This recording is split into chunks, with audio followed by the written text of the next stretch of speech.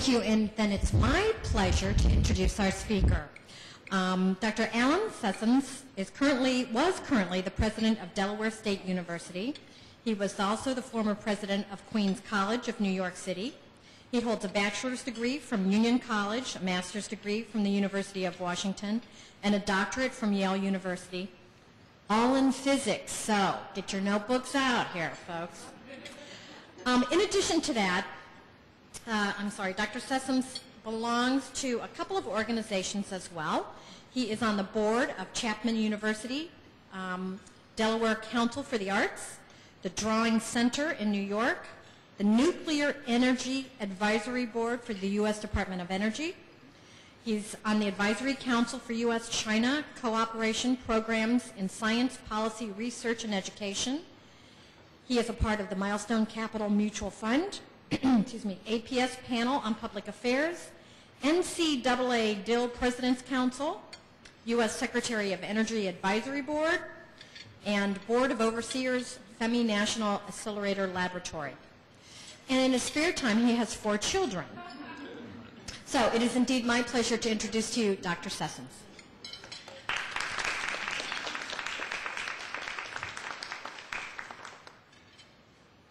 Thank you, Debbie. This is supposed to be an informal conversation, so I brought half the staff of the university here. So in case you have any questions, I can assure you someone will have an answer.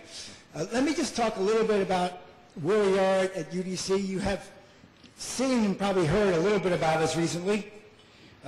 It's hard to be Bon Jovi in D.C. You know? Every time I change my socks, it seems to be making the press. But anyway, UDC has come a long way. It's the only public university in the District of Columbia, which means we are the only really sort of public service-oriented institution of higher education here. We have an obligation to serve the public, and we're doing that in various ways. The university has been around in various forms since 1851, when Matilda Minor opened a normal school for African-American girls to become teachers when America was totally segregated. Opened its doors December 3rd, 1851.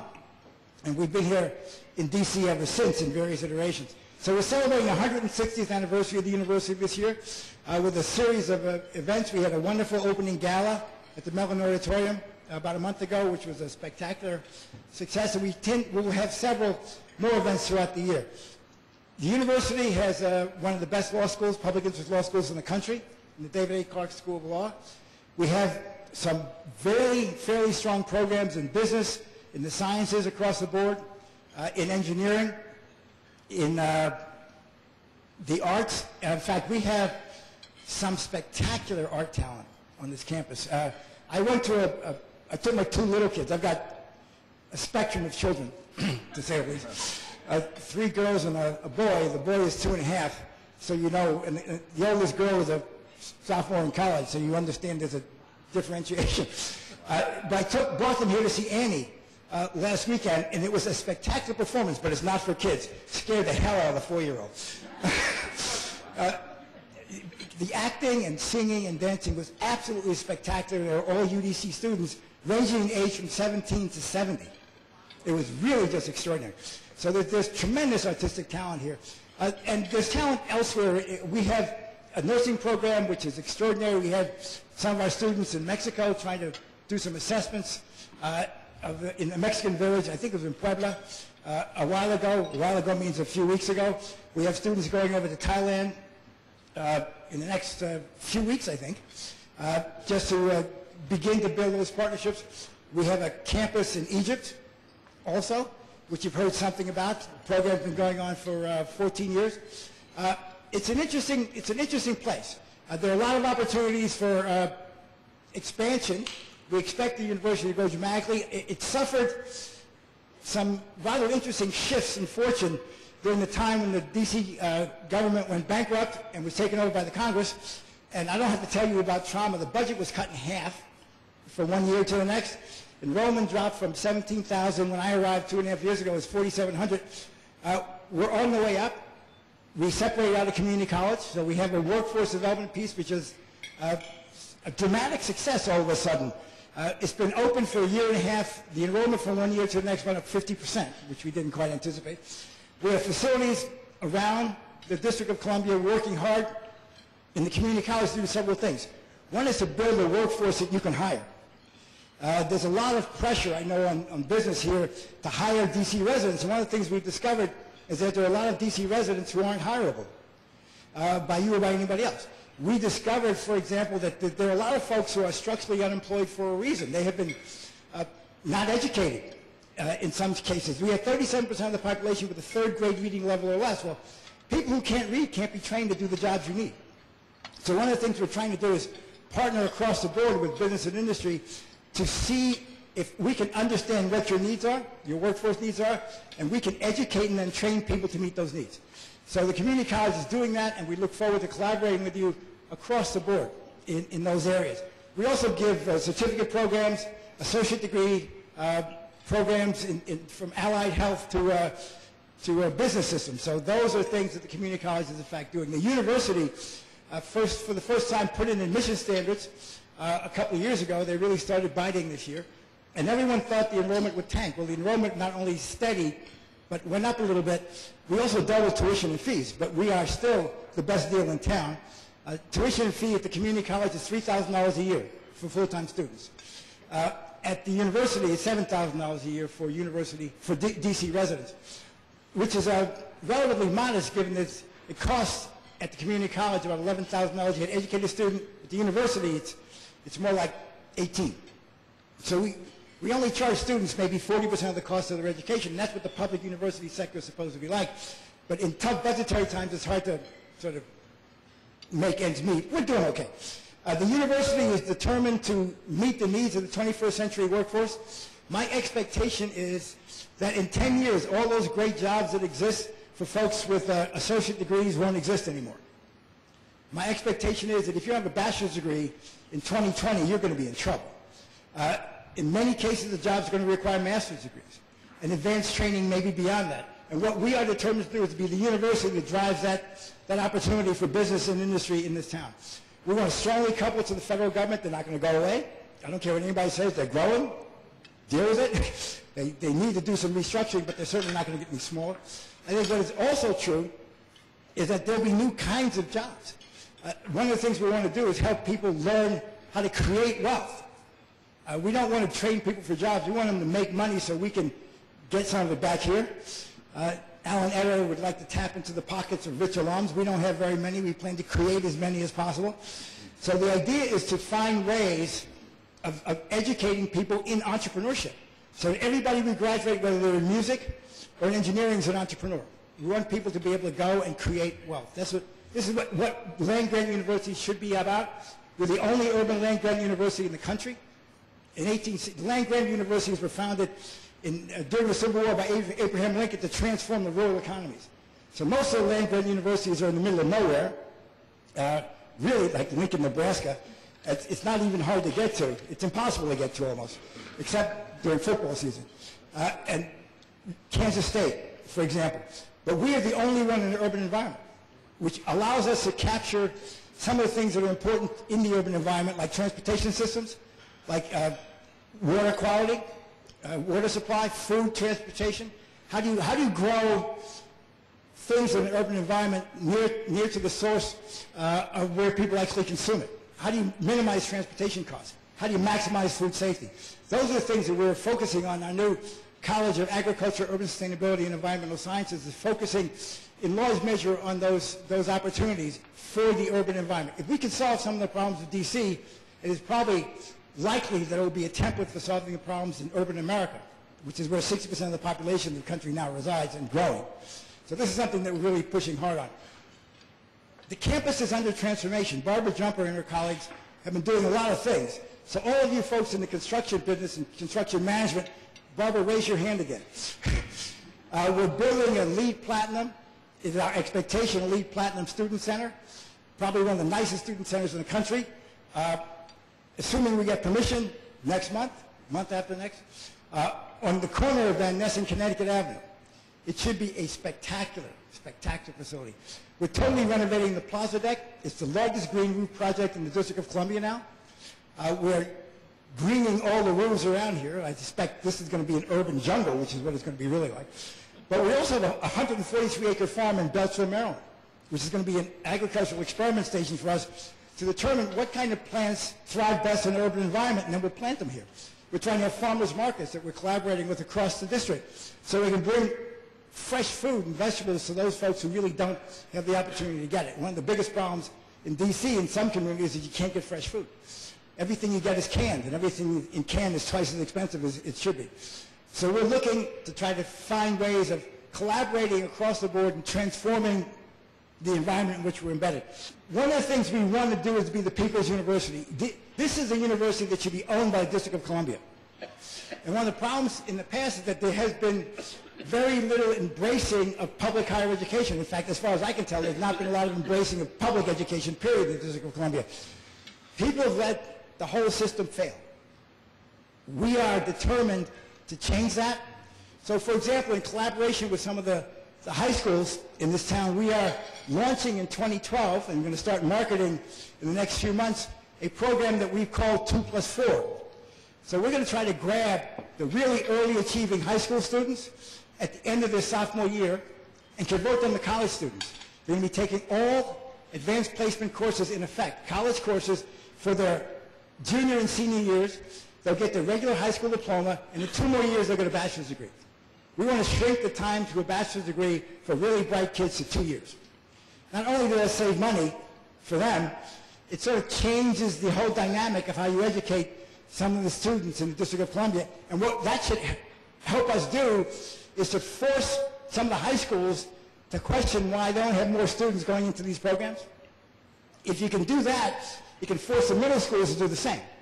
Because some parents, I would hope, would ask, well, I want my kid to be prepared to get a college degree in 2 years. That pushes it down to the middle school, maybe also to the elementary schools.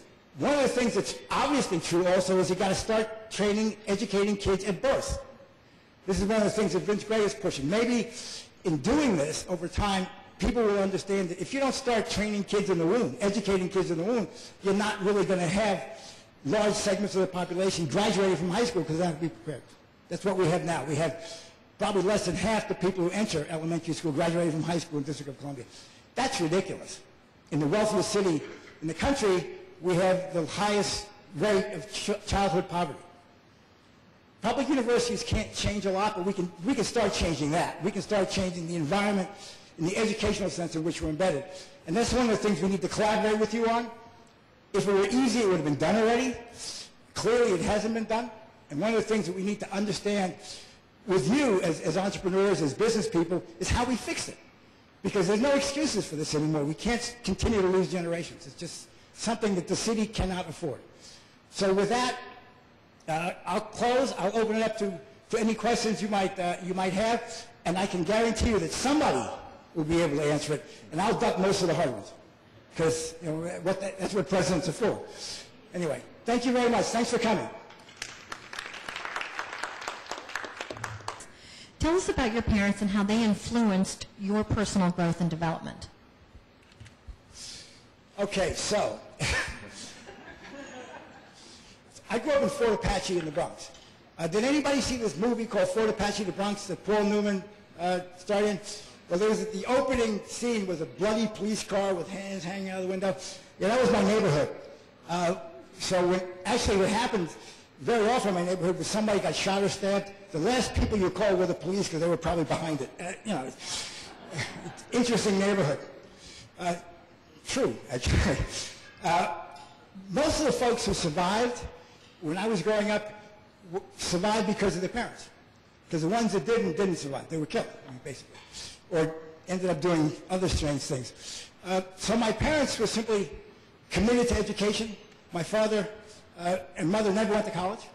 I was the first in my family to go to college. But there was never an expectation that I wouldn't go to college. It was sort of from birth. With my sister, who's really the success story in the family. I've got a twin brother also who was slightly wayward. He only ended up with a master's degree. But he liked the military so much he spent a lot of years in it. So he got really strange. But the family was simply convinced that without education you weren't going to get anywhere. Period. And so everybody paid attention when they went to school. Because when I was growing up in the neighborhood, if you did anything wrong in school, it was never the teacher's fault. And everybody knew about it in your neighborhood before you got home. And there was a penalty related to that, actually. So we really paid attention.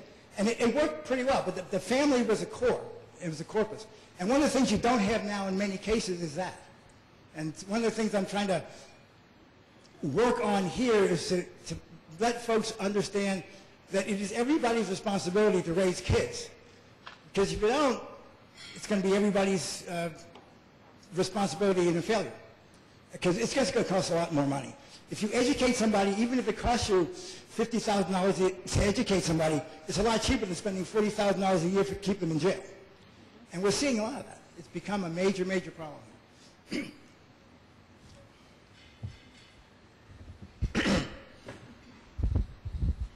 Hi, Dr. Sessoms. I have a question. What sparked your love of physics? And also, then, how did you make the transition into higher ed from just, you know, in terms of the subject matter and then moving on into a position of supervision or higher ed? Thank you for that question, I think. I decided to be a scientist when I was 4 years old. Had no idea what that was. My mother was a nurse, and she let me do strange things. She brought test tubes home, and I grew strange things in them and did some other things that nowadays probably would get me into real big trouble. She's very permissive. I decided that that would be what I would do, and then I figured out what that was later on. And I figured it out, and it was okay. And then when I went to college, well, physics and math were always pretty straightforward for me. For some reason, I just sort of liked them. I would hang out in the library across the street from the Museum of Modern Art in New York when I was in middle school. It was junior high school then, just because that's what I did on Saturdays. And so it just sort of came. And my parents encouraged it. My sister's a physician. My brother is whatever he is. But everybody was sort of geared towards the science and math stuff, and it just sort of worked. I have a checkered career. Well, I have several careers. When I was on the faculty at Harvard. It's the only place I ever actually taught. And then I was invited to come down to Washington to help with some nuclear weapons problems that a certain president seemed to think were of paramount importance. So I took a sabbatical. I was a little kid, a junior faculty member. And I came down and spent a year at the State Department. And they asked me to stay another year. So I got permission, probably the only person to actually spend another year down in Washington until Henry Kissinger turned it down.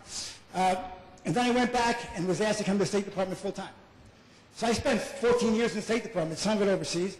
My last position in state was a Deputy Chief of Mission, Deputy Ambassador in Mexico, when we got some really nice things done.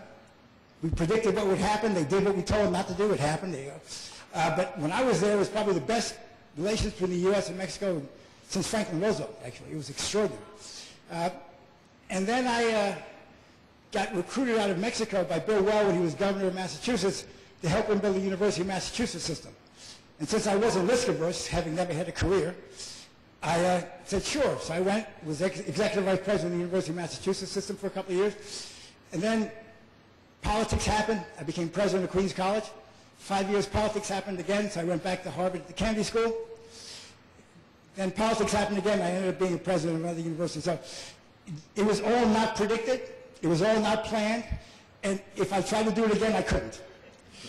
But the only great thing about plans is that they're irrelevant. They give you a guidepost for ignoring things, and that's what plans have been for me. Thank you. Dr. Sessions, could you tell us a little bit more about the university's plans to train or to create entrepreneurs? Charlie, why don't you come up and talk specifically about some of the things that you've been doing and some ideas that we've been pushing at the university. Charlie, he's the dean of the School of Business. Yes, good afternoon and welcome again. We have this concept that we've been working on for a Center for Urban Entrepreneurship. And what we did was to convene a committee of faculty from every school on campus, because as some people were saying, I think as the Madam MC said, we needed to talk about entrepreneurship for all students. Entrepreneurs don't necessarily come from business schools.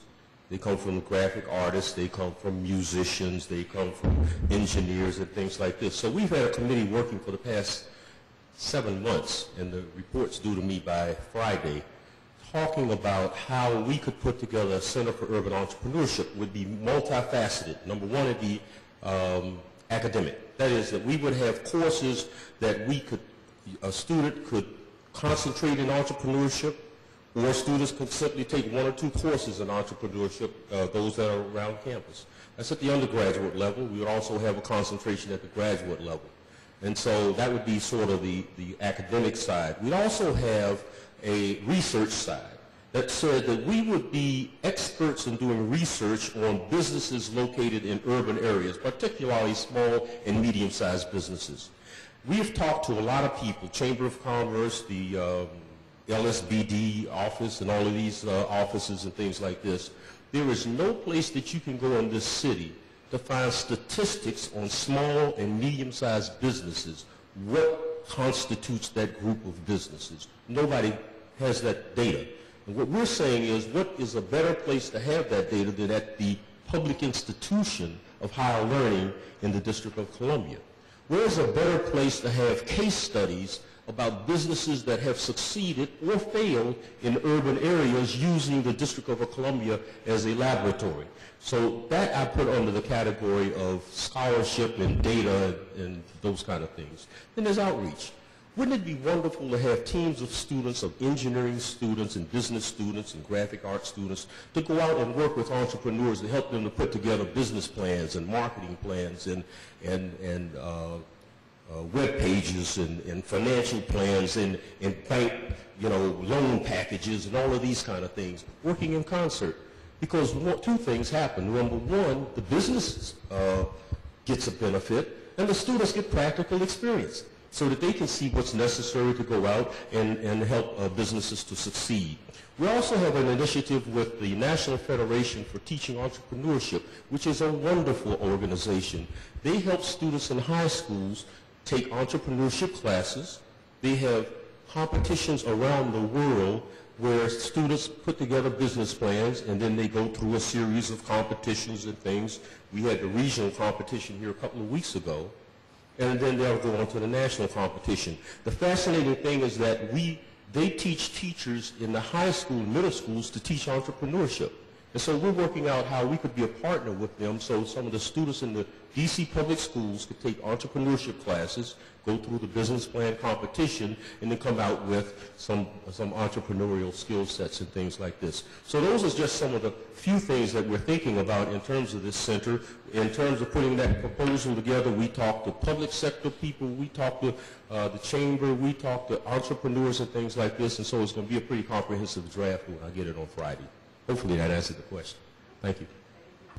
President Sessoms, where do you see the university going, and what is it going to take to get there? Do you need money for construction, money to grow the community college, financial aid for your students, and then where do you see that evolving? Money for new programs, where do you see that going?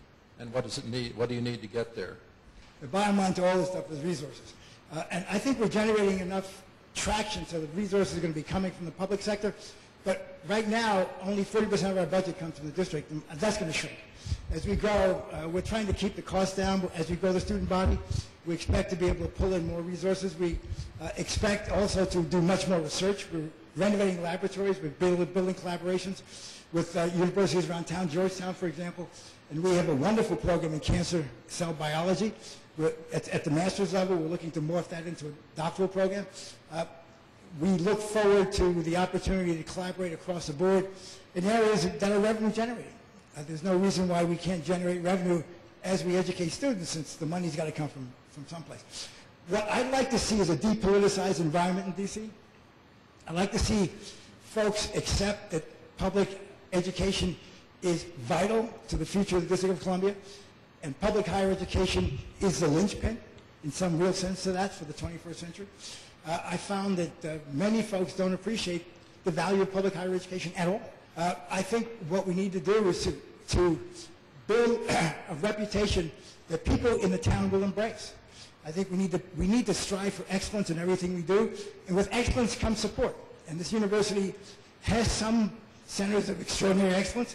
On the average, it's not so good as in some cases. We need to fix the not so good pieces, and we need to invest heavily in the excellent pieces. and bring folks to the table so they understand who we are and they help us become better.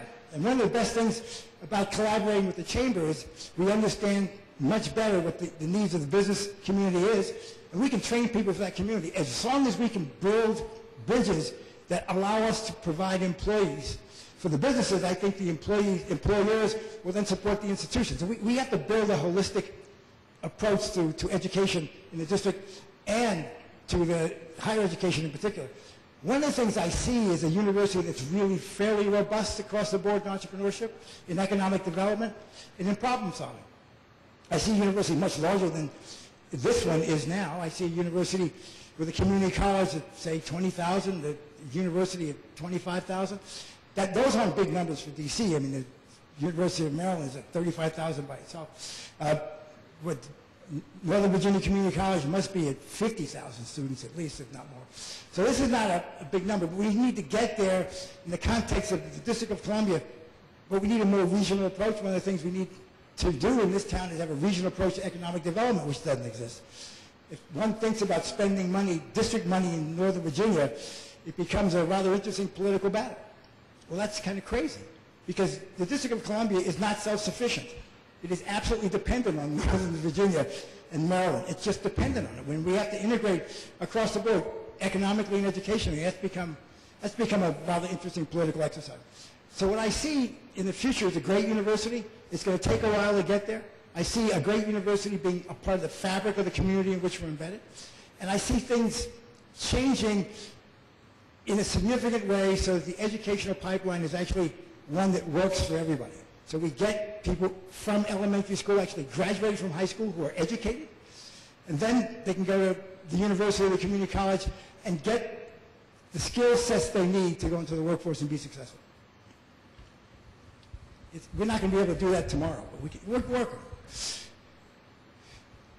One thing I noticed from different colleges, I'm from New York City, and most people never offer the college students to actually open up their own business within that college. So as opposed to having a book in front of them, why don't you offer them a chance to sell food to where they have to pay rent so they can actually learn from the beginning ground up? The musicians, there's a huge music department here. Why don't the students set up a concert and they keep the money and they use it for schools and books and everything else so they can learn the pitfalls of running a business, the success and the failures.